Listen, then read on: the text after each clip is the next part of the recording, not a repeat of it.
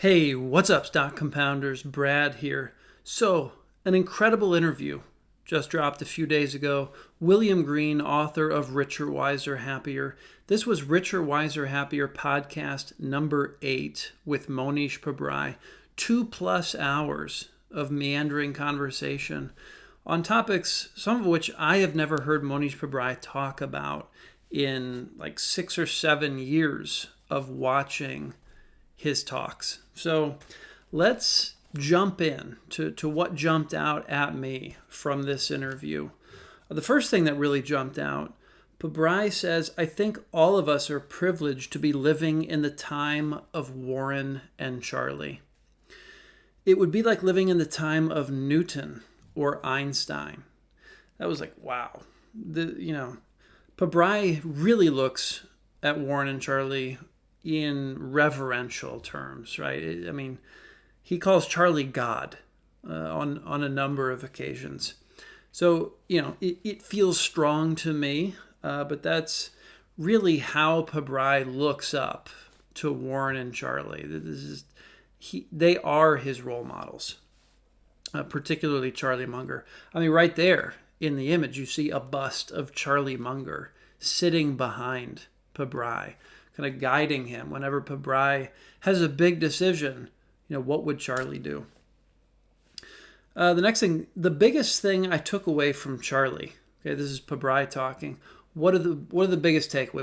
What's the biggest lesson that Pabrai has gotten from Charlie over the years? It's really how much reading he does. Okay, Pabrai really set the stage here. In Munger's office, he's got a desk. He's got a table on each side, and there's just a pile of books, right? And Charlie is just this assembly line of books moving through from one table to the other table. And Charlie doesn't read the same way that most people do. He skims a lot. Okay? He's looking for the big ideas, the big points in each book. And the unfortunate thing about many publishers is they seem to have a target number of pages, regardless of how quickly the topic could be communicated. They're looking for, 150 to 300 pages typically. So there tends to be a lot of fluff in most books. And so Charlie, he knows what he's going after. And so he's going to skim until he finds that nugget of gold. He also reads very widely, right? Reading books on global warming, military strategy, architecture, vast number of topics in kind of the nonfiction area. So that's a huge advantage that Charlie has over most other humans, is just how much content is flowing through his brain. And he's able to pick out what's really significant, right? What matters because of the mental models that Charlie has developed over the years to really identify what's worth paying attention to and what doesn't really hold up according to how the world actually works. Charlie talks about, or Mohnish talks about, in the investment business, how it's really important that you have someone to talk to, okay? And it's not someone that reports to you. It can't be like a hierarchical relationship. It needs to be a peer relationship. Someone to talk to about investment ideas, about managing a fund, all of the things that come up in the investment business. And so I didn't realize this. Charlie Munger actually told Pabrai and Li Lu to meet every month for lunch.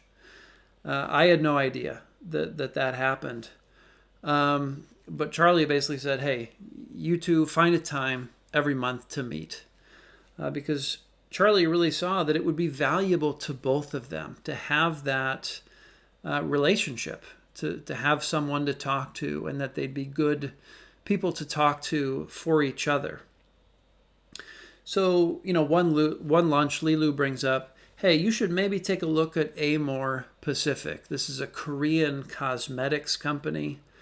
Pabrai, goes back to his office after this lunch with Li Lu, tries to wrap his head around Amor Pacific. Really can't do it. I think he spent a couple weeks trying to crack this business, and he just couldn't figure it out. And it went up 80 times after Li Lu suggested that Pabrai look at Amor Pacific.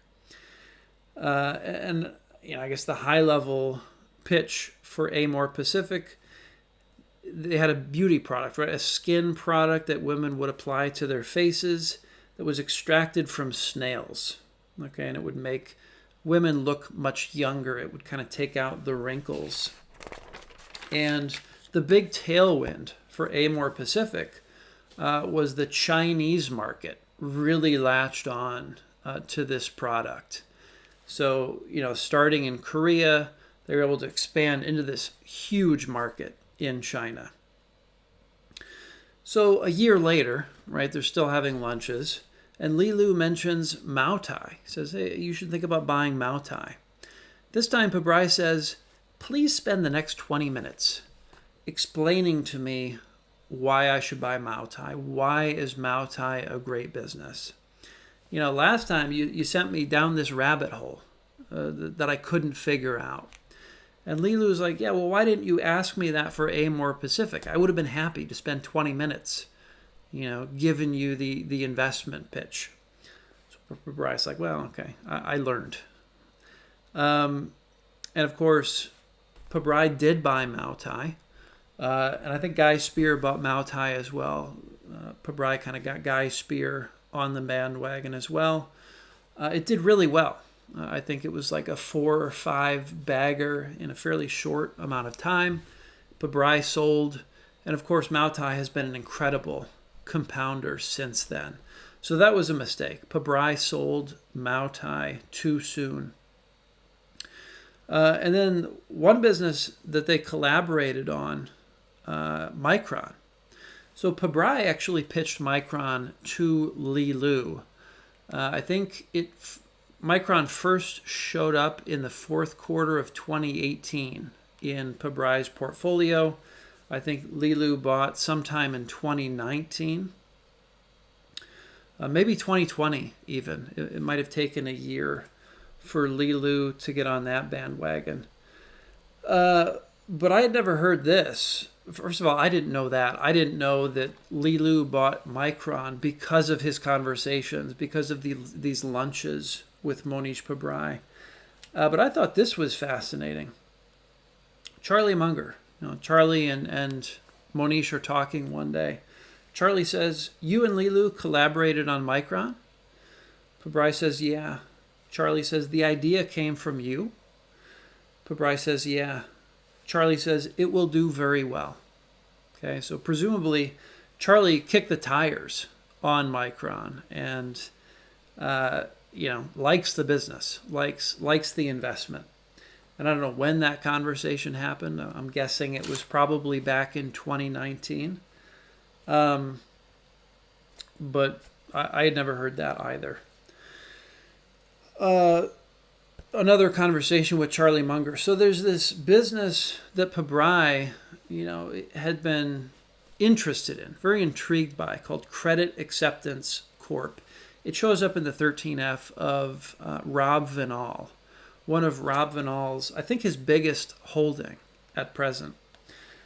He says, I've always admired this business called Credit Acceptance. It's been compounding at north of 20% per year for a very long time. They make auto loans to people with very bad credit. Okay, so very high interest rate auto loans, but they seem to be fairly well protected if the loans default. But what Charlie said, after Pabrai gave them the high-level pitch for Credit Acceptance Corp, Charlie said, we don't want to own that kind of business. It's not a win-win-win, right? The high interest rates don't fit that framework of being a win-win kind of business. And Charlie really only wants win-win businesses in his portfolio where everybody wins. So that was a very quick Charlie Munger saying, I'm not interested in this business. And of course, there's all kinds of ways to rationalize. Yeah, they're charging high interest rates, but they're helping these people who wouldn't be able to get car loans anywhere else because they have terrible credit. There's 100 ways to try to look at this business like it is a win-win. But Charlie, no, it's not a win-win, at least in his boat. So that was interesting to hear his perspective on that. So on mistakes, on investment mistakes, this is a very important area of investing because, all investors are going to have a high error rate. I think it's Templeton who said even the best investors are going to be wrong on 1 out of 3 investments. So you're only going to get 67% right, 2 out of 3. We look at a company, right? We see the upside. It's very easy to see the upside of an investment that we're kicking the tires for. And greed takes over, right? Greed takes over our brains. We see all of the ways that this company can make us rich. So kind of natural psychology, the natural wiring of our brains, we're looking for how is this thing gonna do really well. That's a natural human bias. We must have artificial mechanisms in place to damp it down, right? That greed engine that kicks in. One of those mechanisms is talking to someone else. Pabrai, in the case of Li Lu, right? Meeting for lunch every month is a way to get another perspective when all you see is the sevens lining up on the wheel, right? Having an investment checklist, making sure you're looking, double checking everything that could be a red flag with this investment. Talking to people with an opposite point of view, right? People who are bearish, maybe short on this particular company. And he says 2 things are important in investing. You must be aware that the error rate will be high. Okay? So you have to design the portfolio knowing the error rate is going to be high, which means you're not putting, too much in one particular bet, probably having a little diversification. And the bigger thing here, when you're right, you can be really right. Okay, so you have opportunities where if you're right, you're going to have a high upside, asymmetric upside. But when you're wrong, you've got to have the humility to realize that you're wrong. And that is a very difficult thing for investors to do. Much easier to think, oh, I'm not wrong. This just hasn't played out yet. And to really try to justify rather than look at the error. Say, okay, I made a mistake here. It's clear to me that there was a mistake made and I need to, back out of this thing. So Pabrai gives the example of Seritage Growth Properties here. He says the redevelopment of the portfolio at Seritage is very complicated. Okay, sure, they have all these great assets, right? They're in great locations. There's a lot of potential with these, old Sears locations. With a great team, they would find it very challenging. Okay, each of these locations is dealing with different zoning, right? Different government regulatory agency, and so there's no scale in terms of redeveloping these things, right? It's not like when you crack one, you can just apply that to all of the others and streamline everything. You've got to tackle a whole new set of problems at each location. So with a great team, they would find it challenging. With a questionable team, it was not going to happen at all. And Pabrai has mentioned in other interviews that he just doesn't believe in this team, this management team at Seritage Growth Properties. He doesn't think Andrea Olshan has what it takes to create this value for shareholders through these redevelopments that have been the promise to Seritage shareholders. I really like this. Most things in life function on trust. They don't function based on contracts. They function based on trust. If you become very trustworthy, it gives you a massive advantage in life. Once humans feel they can trust you, the whole universe is at your disposal. And this is really along the lines of something I heard from Peter Kaufman he's done a number of talks, but his real public one, I think, is for like the Harvard Economics Club or something like that. It's on SoundCloud. If you just search Peter Kaufman SoundCloud, it'll pop up. And his whole thing is, it takes about a week to get a dog to go all in, right? You've got to love that dog. You've got to provide it shelter. You've got to provide it food consistently. It takes a week of consistent love to make a dog go all in.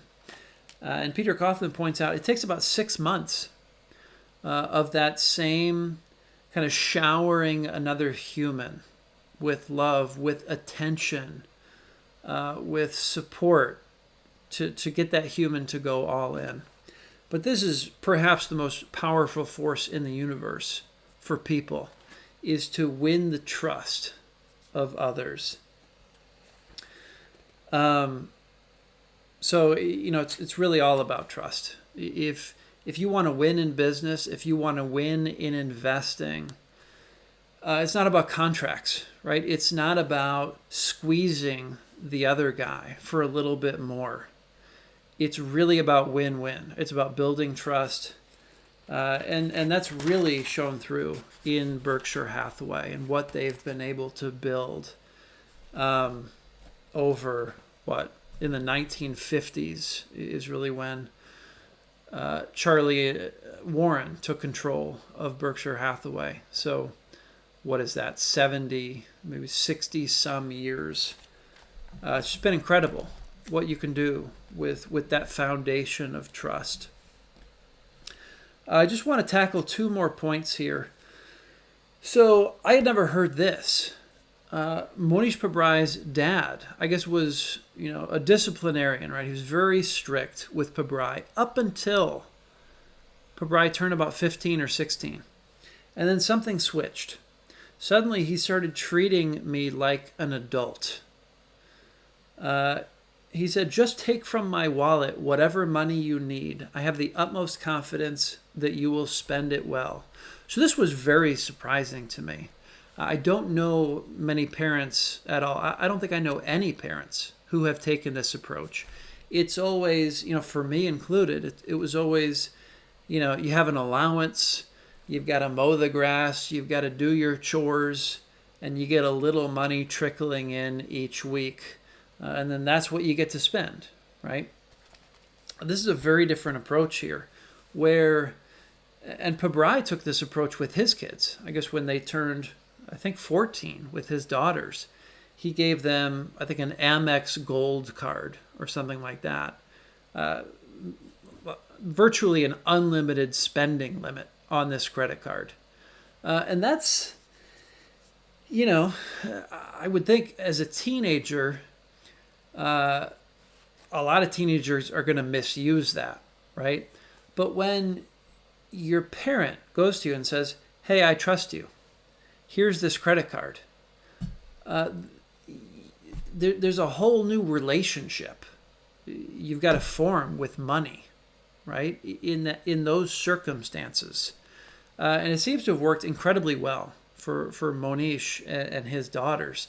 So it's really getting my wheels turning about how to facilitate this relationship with money, with my kids when they turn kind of teenage age. How do I deal with that? What's the framework that's really going to give them the most robust, kind of mature relationship with money? So that's something I've never heard before, and I was very impressed by that approach.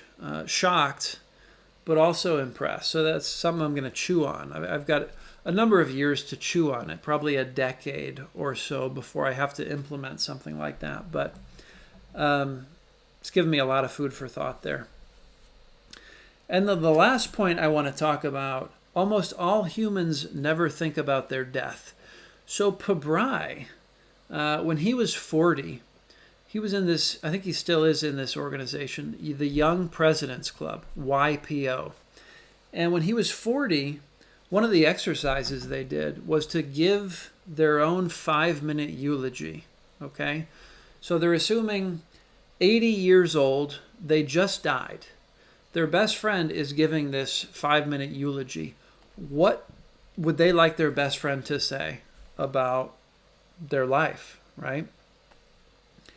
And the big takeaway here is, if something didn't make your eulogy, why are you spending time on it now, right? So how do you want people to see your life when you die? Work back to today. What should you be spending your time on today? So that's what shines through as you approach the end of your life. It's a beautiful exercise. And I actually tweeted to Pabrai. I said, please, Mr. Pabrai, the next time you do one of these talks, these Q&As at a university, open up with that. Open up with your 5-minute eulogy. It'll be like a mini commencement speech for the students. What an incredible gift to students, right? To have that so early on in their lives. What do I want people to say at my eulogy? And then, it doesn't have to be the last 40 years of your life or the last 20 years of your life. Most of your life, you can be working on those things that are just the most important things. And, get rid of all the noise, all the nonsense. I really liked what he said about Guy Spear. He says, Guy Spear has an infinite tolerance for yo-yos. Pabrai has a policy. He goes to lunch with someone, and he'll ask himself after that lunch, did I enjoy that? Is that something I want to do again? And if it's not, that person's out. Okay, there's just 22 years left, 22 years and 3 weeks. I don't have time to spend it with people that, aren't going to excite me, aren't going to fill me up in some way, or bring joy to my life, bring humor to my life, someone that I can't go deep with. So that really resonates. That inspired me. I'm about that age where Pabrai did that exercise. I'm 41 years old. I just turned 41. And it just so happens, Pabrai's birthday is June 11th. Mine was June 10th. Okay? So we're both, Geminis, for what that's worth. Both background in engineering. And another thing Pabrai got into in this talk was how, when he discovered Buffett, he thought, oh, I just need to clone Buffett. I just need to clone everything he's doing. He seems like he's got a great life. I don't really know who I am, but there's so much that resonates here. And then Pabrai, hired some guys to really do a 360 analysis of who he is as a person, right? Deep dive interviews with Pabrai's family, Pabrai's friends, and he got the manual, right? The operating manual for who he is. And it's good to remind myself of that. I'm not going to be satisfied with life just doing everything that Pabrai does, even though I see all these similarities. Feels like our minds kind of work in similar ways, but I'm sure there's a ton of differences. And to live a full life, to live the happiest life, I think is really about not just me. I got that from this talk. It's really about finding out who you are and living true to who you are. So that's incredibly valuable as well, just to remind myself of that, and to ask, to get curious, right? Who am I? What resonates here with Pabrai?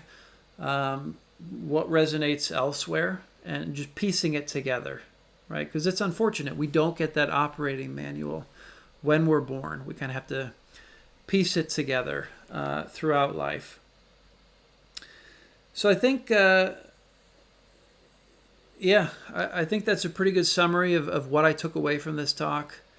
Definitely worth the 2 hours and 12 minutes. There's some really good stories in here about Charlie Munger and, playing bridge with Charlie and Rick Guerin and Warren Buffett. And if you want some entertainment, listen to the full talk. But those are kind of the big takeaways for me. So hopefully that adds some value to you guys. And it's always fun to do. So it adds value to me, if nothing else.